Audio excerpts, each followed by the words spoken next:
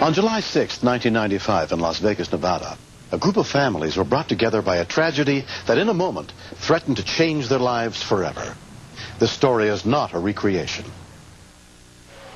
At 9:05 p.m., a call comes in to the Las Vegas Police Department, reporting an accident involving a car. Emergency operator 63. Sonic, 3 people hit. Where? Corner of Eastern Owens. Ambulance, now. 3 kids on the ground. Okay, who hit him, sir? I don't know, a car, okay? Hit by a car? Is the car still there? Yes. Okay, I'll get him on the way, okay? What's your name? 4 kids down. Dwayne, Bryce, USA. They were just walking. They were just totally preoccupied, and bodies just flew every which direction. 4 children had been on the sidewalk when a car jumped the curb and hit them. Dwayne Peak, who owns a bicycle shop nearby, had noticed one of them was on a bike. He was just riding along, and he was smiling and having fun. And then all of a sudden, boom, he wasn't. Tyrone Crum was one of the first to come to the boy's aid. I seen the car flying up into the driveway. I didn't really think nobody had got hurt. I walk out of here, and I see bodies scattered everywhere, and people hollering and screaming, and my instinct took over. You know, I ran to the car, and I lifted the car up, and I said, somebody help me. We have to get the car off the little boy's head. His face was in blood. So I tilted his neck back just a little bit to bring his tongue away, and I could hear him breathing. I was only about 6 to 8 inches away from his face, making sure he was still breathing. I held him for almost 10 minutes. Okay, somebody talk to me. What do we got? At University Medical Center, all 4 children are put under the care of emergency physician Bill Harrington. Bystanders who can do CPR or who can get involved really form that first link of the chain of survival. Las Vegas Fire EMT Brett Denny is one of the rescue workers treating the victims. I have 2 children of my own, and when I heard that there were kids involved, your heart starts beating faster, you start getting butterflies in your stomach.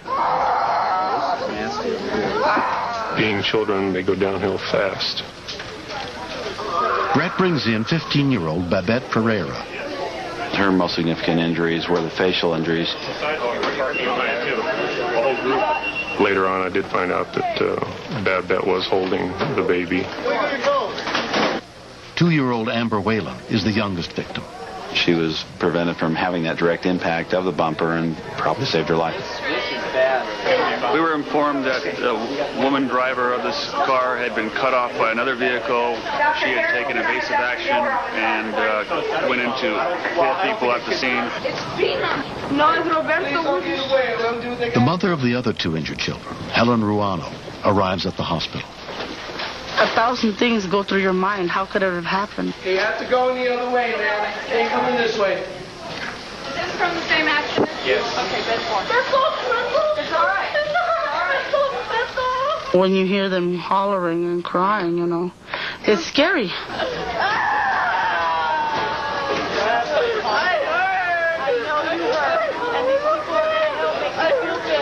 The most seriously injured child is this one right here. He's got a significant head injury along with some of the other contusions and lacerations, so he'll be the one we're most concerned with.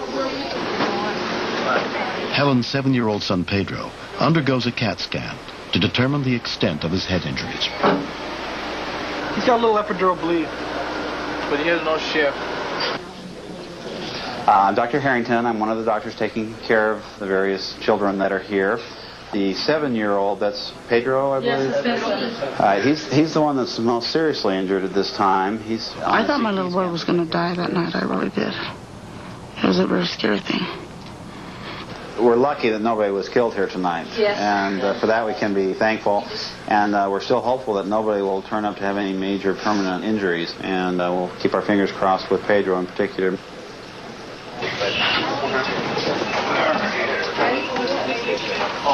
To help prevent further brain injury, neurosurgeon Lonnie Hammergren will implant a pressure monitor in the boy's brain. Just a small little blood clot, but it's the kind that can grow rapidly. Arterial bleeders can bleed real fast. That's the main reason to get ahead of the game with this one. Slow this one down. It's coming into here.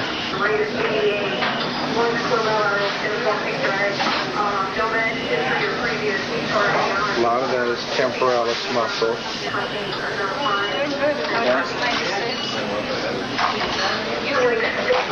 Now I got to get the angle right on this mother. Here's a catching nice. And now we insert this to see if we got a wave form. Got a wave, good. Surprisingly high pressure. Amber's mother, Diane Conroy, is relieved to learn that her daughter's injuries are not life-threatening. They showed me where she was, and I just start crying because she's so little, she's so helpless. This is my first child, and I love that little girl. She's a sweetheart. It'll be 2 Sundays. 2 Sundays. What a nice birthday present, huh? If Babette hadn't been holding Amber, Amber won't be here anymore.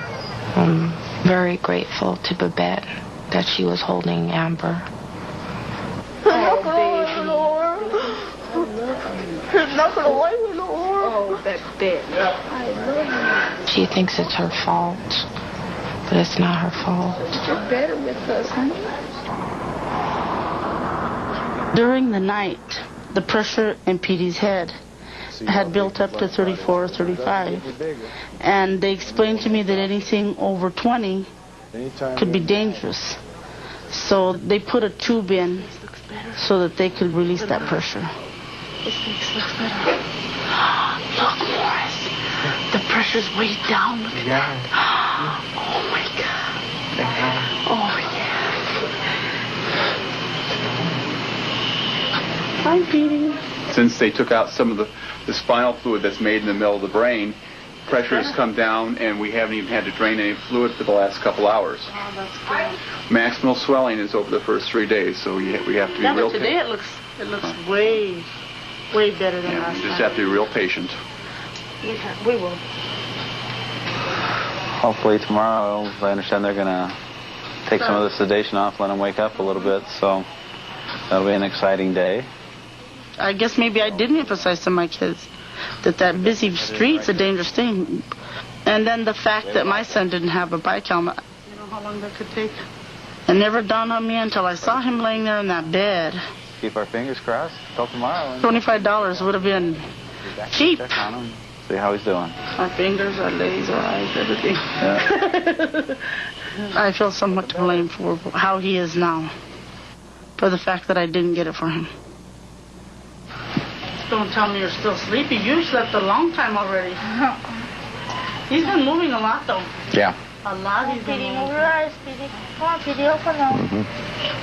I just pray that he comes back to us with all the spunk he always had. Hello. Hi, Come on. My Petey's a friendly person. He's a people person. And I pray that he comes back with that still.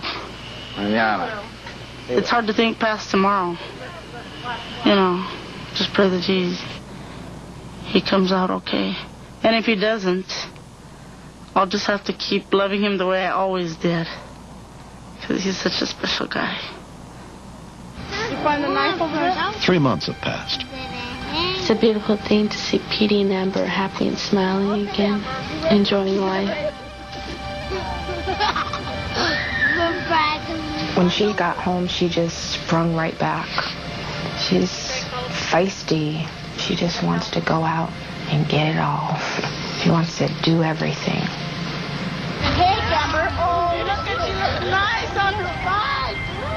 I've been hoping with all my heart that I could give him a bike and see his little face light up. My first bike, and it's the same color. He's gone through a lot, but he don't let it bring him down. He's real active. He goes out and plays with his friends. It doesn't stop him from doing anything. That's it. Little by little, little by little. I learned that I should have a helmet on. When I ride my bike, I'm going to wear a helmet. When I stop and think about it, I cry because I'm so thankful. I'm so thankful that he's okay now. None of us is promised tomorrow. And I think it's a good thing that everybody can go on from here.